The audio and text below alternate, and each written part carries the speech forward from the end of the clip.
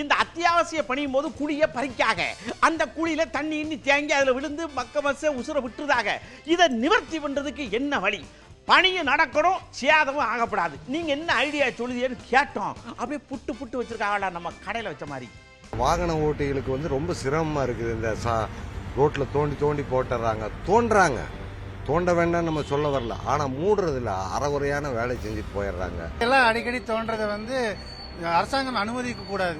ஏதோ ஒரு நாள் வந்து எடுத்து எல்லா வேலையும் ஒரே நேரத்தில் முடிக்கிற மாதிரி முயற்சி பண்றதுக்கு வழிவகை செய்யணும். நம்ம நினைக்கிறோம் முனிசிபாலிட்டிக்காரன் குழாய் போடுறாங்க, இல்லை பிஎஸ்என்எல்காரன் அவன் இவன் டெலிஃபோன் எக்ஸ்சேஞ்ச் அதெல்லாம் நோண்டுது.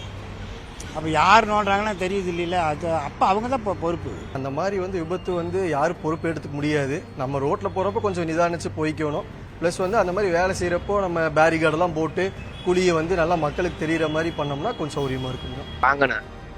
அதுவும் இல்லாமல் மழை காலத்தில் பெரும்பாலும் தோண்டவே கூடாது. தோண்டினா உடனே மூடணும். அப்படி இல்லைன்னா நிறைய விபத்துகள் நடக்கும்.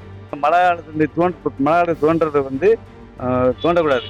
அது மழை பெஞ்சுன்னா அது மூடிட்டு போயிட, மழை வெள்ளம் விழுந்து அதிகமாகிருக்கு, வெள்ளம் அதிகமாகிருக்கு. பைப் லைன் போட்டு பிரயோஜனம்லாம் போயிருக்கு. அது தோன்ற இதுதான் சார் தப்பு தான். அது வந்து அவங்களுக்கு வந்து ஏப்ரல் மே ஜூனில் மட்டும்தான் அதை பார்க்க போய் கரெக்டாக இருக்கும்.